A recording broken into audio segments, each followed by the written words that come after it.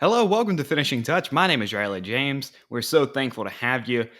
This is a podcast via the State Soccer Network. Today's show is sponsored by Dagan Media. The biggest social media sites make billions of dollars each year. Carve out your own piece of that money with Dagan Media. They create a social media website for a specific niche that you are passionate about. Packages include a website, sales landing pages, marketing tools, and other resources for you to start growing your new website and selling advertising just like the big media sites. Contact Dagan Media today and you will receive 1 free month of generated traffic to your new website. Join the community of social titans today.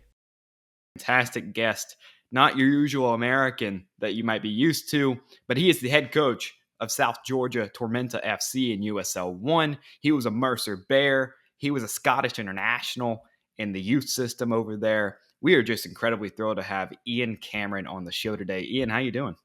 Thanks very much for having me. It's a great privilege to be on the show and learn about your broadcast and learn about the community that you reach out to and share some stories. Yeah, no, we're excited to have you. This is obviously a very unique situation. We usually have Americans on the show, so to hear the accent's always fun. I want to talk about that. You grew up in Scotland. You went through the youth national teams, U16, U17, U18 for Scotland, and you come over to the States and you're dealing with kids who are going to probably play for the national team, but might already play for the national team, playing in USL. Can you talk about maybe the difference and just the comparison between what you have in Scotland as far as developing the youth and what we have here in the United States? Yeah, sure.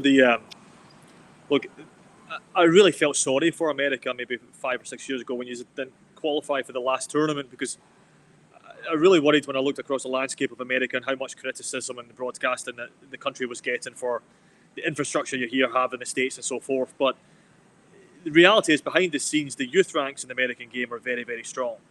The work that was being done down at IMG with the national teams, obviously that's disbanded now and it's gone back into the hands of the MLS clubs more for the development. But there's some terrific teams coming through. One of my college teams was stationed not far from IMG, and we played the Josh Sargent era group. And just watching their development, how brave they were, what they were trying to do, how they're trying to couple technical quality with the athleticism naturally that you have in this country, was really exciting. And I really think the fruits of that labour is going to be shown in 5-10 years' time, even though maybe the first team national team aren't quite where you want it just now on the men's side. I think on the women's side, it's obviously very, very dominant still, which is great. But on the men's side, I think that's going to come to fruition here in the next 5 or 10 years. And I think the country and the fans just need to be patient with that process, because I think a lot of the right things are being done right now. And I'm excited to watch it and be part of it in any way we can. You talk about our national team. We talk about everything that's going right on MLS's side and USL and the U.S. men's and women's national team and just U.S. soccer in general. You're obviously in USL. You're in USL 1. You used to coach the team in USL 2. Now, you've been there for a while, and so you can kind of understand the value of USL. Can you talk about just the second league, the third league, the fourth league? What is that doing for American soccer? Well, look, USL 2 is fantastic. I thoroughly enjoyed the season I had there. I think at the very least what it does is it filters out the guys who are really desperate to play football year round, who understand that it's a vocation that they want to go into, and how do they become professional and how do they apply themselves during their off time, technically from college, or whatever capacity they come into the USL 2 structure within. Guys who just want to play football and want to compete and get better and put themselves in a new environment and be part of a new team and develop. So that natural filter is quite exciting, because the candidates that put their hand up and say, hey, I want to come and join and play football all summer, naturally should have an enthusiasm and industriousness about them to want to play the game. It's a chance to change environments for players, to take college soccer is incredible. I love it. I think it's obviously got some areas it needs to improve on. The periodization and the health and the planning on how to actually develop players, I think, needs improvement. But it's still got great strengths in it. And USL 2, I think, couples with it really well. For what the NCAA lacks right now, the USL 2 to some degree fills that gap. Maybe some of the top programs have their own systems with summer schools, which the kids get to develop in with. Is great. But for the large number of players that don't have that capacity in the summer to go back to their schools and get a high level facility or environment, then USL2 fits in there nicely. Gives them a chance to meet new people, play with different styles, bring different cultures together, and something that Tormenta we've been very, very privileged to have over the last 5-6 years. Our club started as an academy, and then matriculated into a USL2 structure, then moved into USL1, and I really like that history for our club because it shows that we started with the young players. It shows that we started as a development culture, and we've progressed with American soccer into USL1, and we've still got ways to go in that level, obviously within the capacity that we operate. But we started with a really important piece, and that was with the young players, developing them, giving them a taste of what a professional organisation looks like, and then watching them flourish and hopefully do well for our franchise, and then move on into the higher layers. But some of the football played at the very end of the USL2, once you get down to the playoffs, some really good teams in there, and I think the league has demonstrated so many players have come on and progressed into the professional ranks. And I don't necessarily think that's just because of the USL2 structure necessarily, but I think that's indicative of the types of guys who play year all round are the types that are likely going to go on and be professional because they have that aptitude and hunger to do so. So it gives them a chance to play more and more games, which is parallel to what's happening in Europe. In Europe, you play 40, 50 games a year. Over here in the States, obviously, it's segmented with the way the NCAA is set up. So it gives a chance for year-round development and learning and the physical preparation that it takes to play it year-round, which is what you need for the next level. So really happy that it fills that gap right now, and that was a privilege to be part of it, and still part of it because we heavily use it to recruit and to monitor players throughout the year for the USL1 team and so forth. So you talked about the value of college soccer and what that is. And obviously there's some issues with it. We've seen that through the MLS Super Draft and just not being properly rated because there's not really enough to go off of when it comes to NCAA. But you played for the Mercer Bears, 67 appearances, 17 goals. I mean, you had quite the college career. Can you talk about maybe, I know it was 10 years ago you played college soccer, but It was longer. the value the value of college soccer versus just kind of coming up through these developmental academies. What is the pro for going to college? Well, look, I think this debate is far bigger than obviously myself, and I can only share experiences. I see value in the NCAA system. I also see value for some individuals who maybe have their boy or their girl and decide, okay, I'd rather they stay in the academy within a structure and go through an MLS team and try to reach the professional ranks that way. If that fits some people, no problem, and that's maybe the best path they should do. We playing against the Fort Lauderdales and so forth in our league, and they've got some terrific young players, and it absolutely makes sense that they're able to play at a high level against in an environment that's conducive to the development of players and understanding what professional football looks like. Then great, but I think there's just so much value to the collegiate experience. The attachment you have to an institution, the learning, the little things that you learn both on in the classroom and on the field and representing your school, and the feeling around a college game is different. It's different feeling in a college game that is an academy game. There's a different psyche that goes with it, and there are benefits to the NCAA psyche because there's such pride and passion that's attached to that is quite akin to what you'll face in the professional environment. It's different types of atmospheres, different types of teams. Sometimes at the academy level, it gets a little bit homogenous. And I think there's great benefits to playing against different types of opponents and different types of places and different surfaces and so forth. I think all these things bode well. So I don't think there's one clear answer. I loved my college experience. One day when I've got a daughter right now, but when my kids grow up and they have a thirst to go to college, I won't think twice about putting them through those ranks in the right environment. But it's not to say that going straight into the academy, straight through a professional club is not the right one. It's where are you at when you're 18 years old? And at 18, is that college experience beneficial? Well, great. It can add great value, and institutions across the country are still churning out really, really good players who weren't ready at 18 to enter professional, but by the time they come out at 22, they're so well developed all round. That's not to say that NCAA doesn't need to push forward and make their product even more conducive to the development of players, both in terms of the sports science of it, the technical development. These things need growth. And there's a lot of really good minds in the game that are trying to do that. But from what I've seen, there's a place for it, and I think it adds great value. Let alone just the experience of going to college is second to none. Right. Yes. I only have this job because I went to college.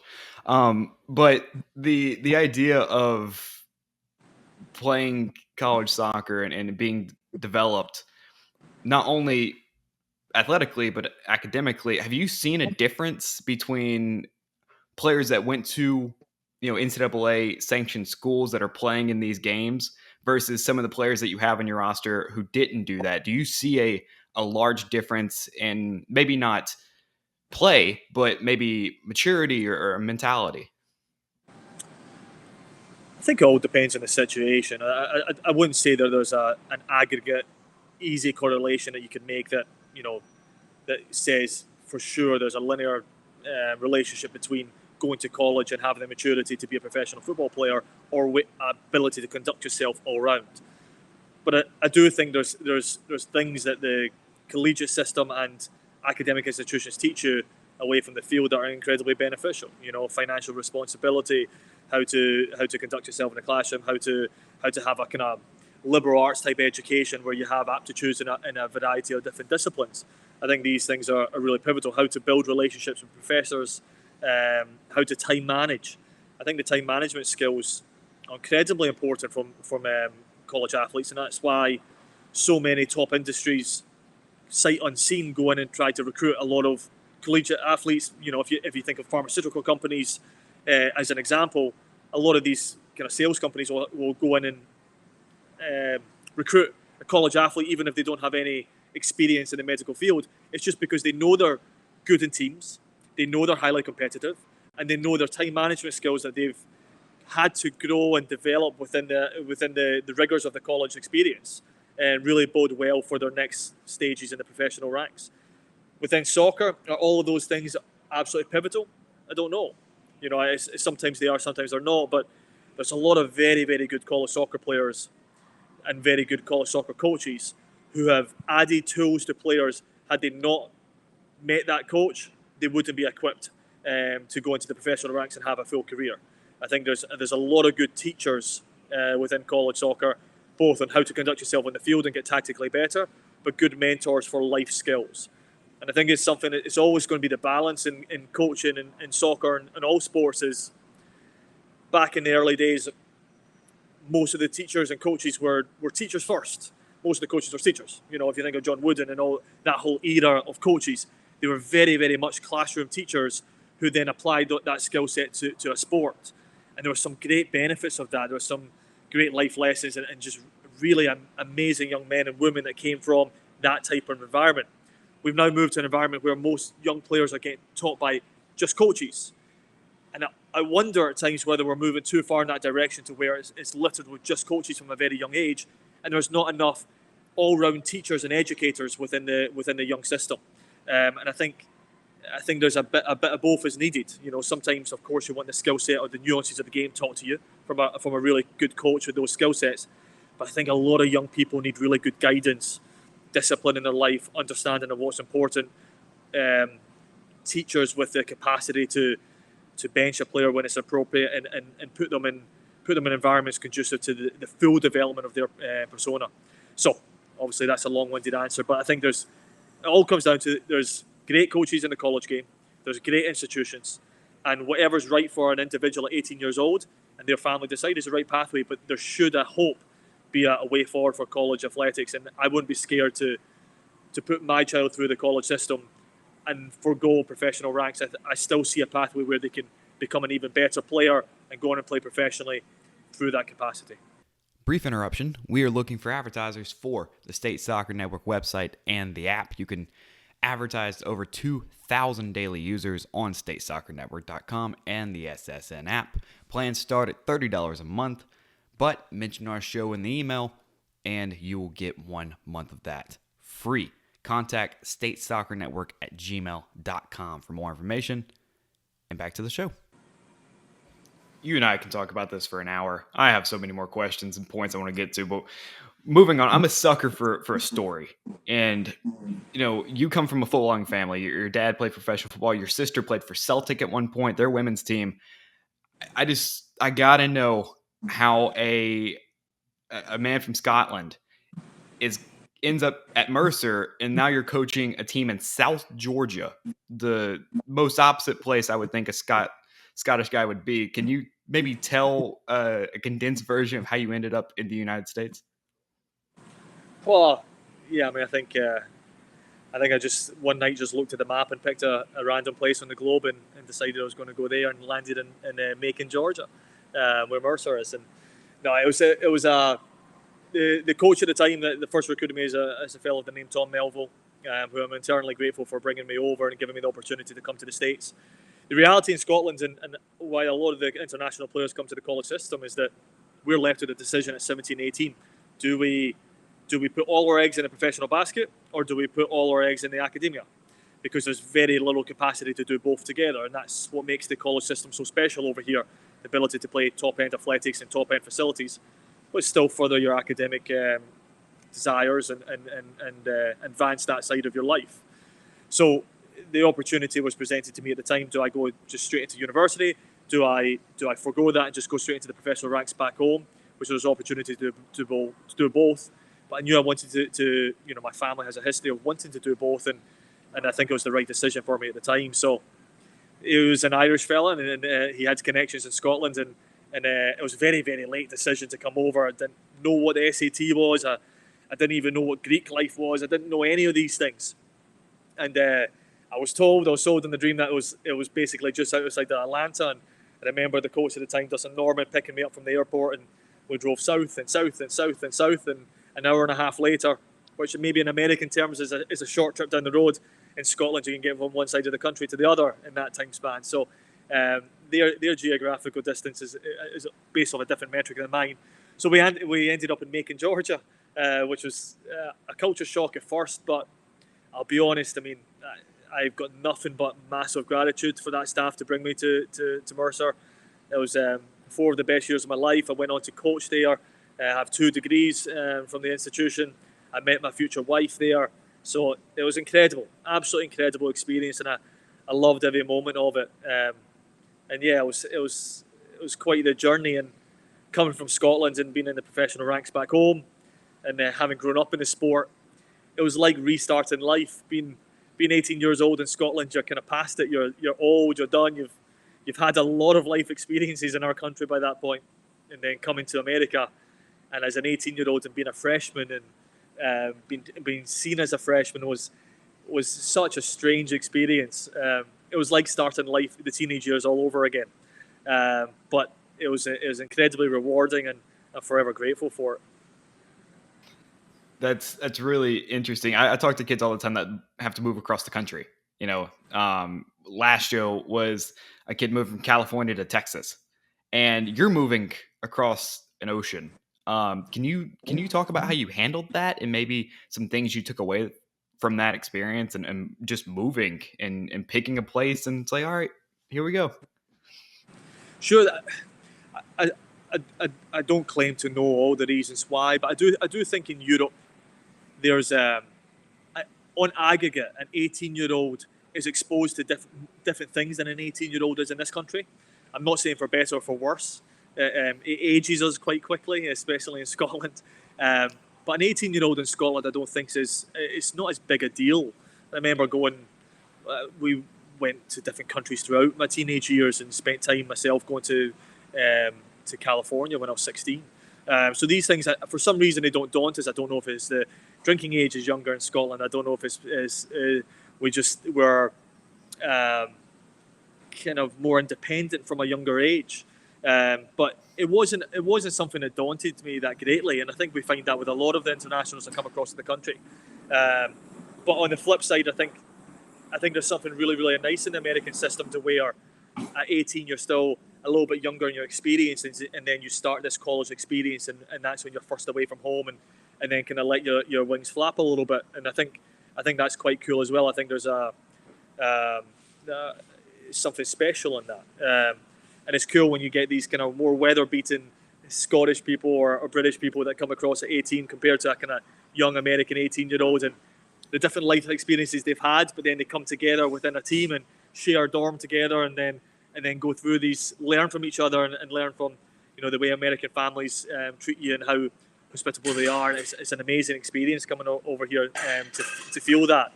And then some of the things, good, bad, and different, that they learn from us is quite cool. But I think that's one of the special things about the college system, bringing these different cultures and people in different places in their lives together. And I learned as much from the American kids in our team as I hope they learn from some of the internationals in our team. But sorry, the kitchen here is quite loud right now. But yeah, it wasn't too daunting. I know obviously my parents had hesitations about it at the time, but I knew it was something I wanted to do. I think that first Christmas, most people are really desperate to get home after that first semester.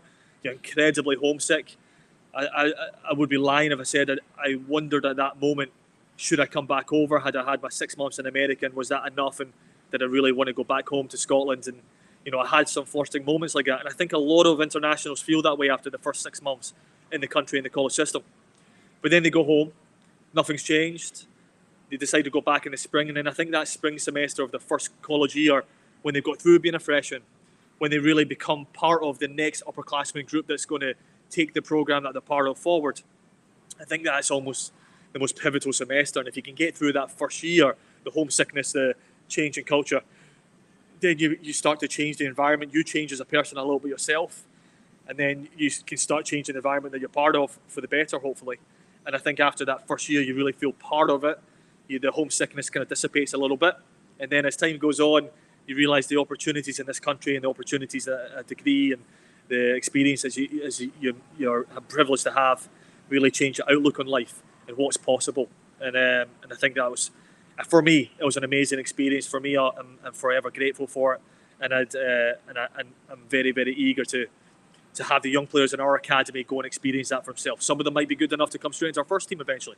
If that's what them and their family desire, then we still like to give them some kind of online education, but okay. But I'll never push them in that direction if they think that college is important to them, because I certainly share that sentiment. I didn't mean to turn this into an advocacy of college. I don't know why I went down that path, but that's the experience I had and I enjoyed it. I mean, when you score 17 goals and have 16 assists at Mercer, I mean, you're advocating for college. You had a pretty good college career, but no, college is very beneficial for a lot of reasons. And it's incredible to see the college system develop here in the United States. I want to thank you so much for the time. I have one more thing for you. You went over the time we agreed to, and I thank you for sticking around with me.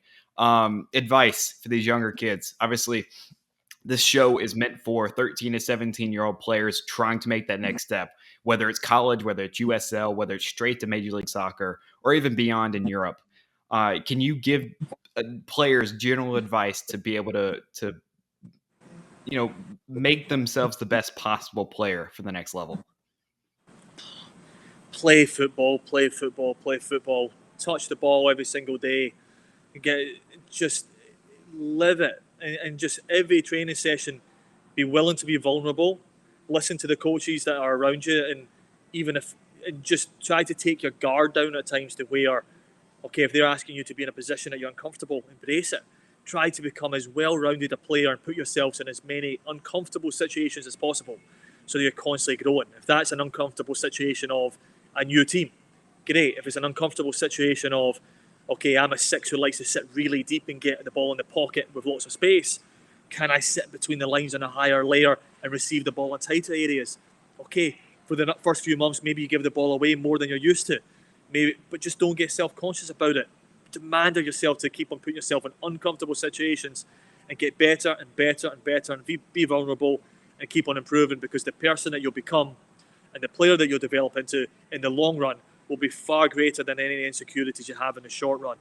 And just love to compete and play football with every moment you have, or whatever it is that you're doing in life. If you're gonna have two passions, if one's football and the other one's playing the clarinet, we'll both give it whatever time. If you apportion 2 hours to the clarinet for the day, or 3 hours to football, I don't know there's many people that play the clarinet and play soccer, but I'm trying to give a well-rounded answer.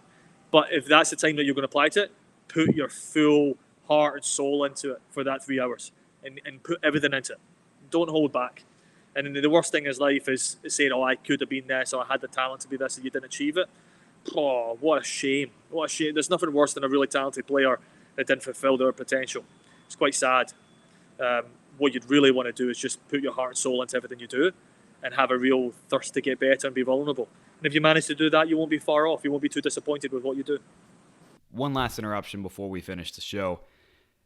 Finishing Touch is now looking for sponsors. We have 3 ad spots, as you saw today, and 100,000 views the first 8 episodes of this show. It's only going to get bigger. We thank you so much for the hot start that we've had, and we want to advertise your company in one of those 3 spots. Contact statesoccernetwork@gmail.com for more information, and please enjoy the end of the show. Just a fantastic answer. So much great value in this interview, and I certainly do appreciate you giving us your time after the season's over. I know, it was a long grind. It didn't end how you guys wanted it to, but ultimately, I can't thank you enough for coming on the show. Well, we appreciate the platform. We're here to grow the sport of soccer, and people like yourself obviously help do that. So we're eternally grateful for it, and really excited about where the American soccer is going. And the fact that both of us get to be part of it in some way is really rewarding for us. So it's cool. It's a privilege. Well, I certainly appreciate that. Good luck next season, and hopefully we have you back on. Appreciate you. Thank you for your time. Hi, thank you so much for watching the show. We really do appreciate it here at the State Soccer Network. We also have some socials for you to check out. Facebook, Instagram, and YouTube at State Soccer Network. And at the State Soccer Network, we also have a website, statesoccernetwork.com, as you can see right there. It's available in the show description with a direct link to find out how to sign up your local high school soccer team in contests and events to win prizes. We also have an iOS app available in the App Store. Thank you so much for watching the things that we make. It really does mean a lot. And remember, the State Soccer Network, a place where you can become the next great American talent.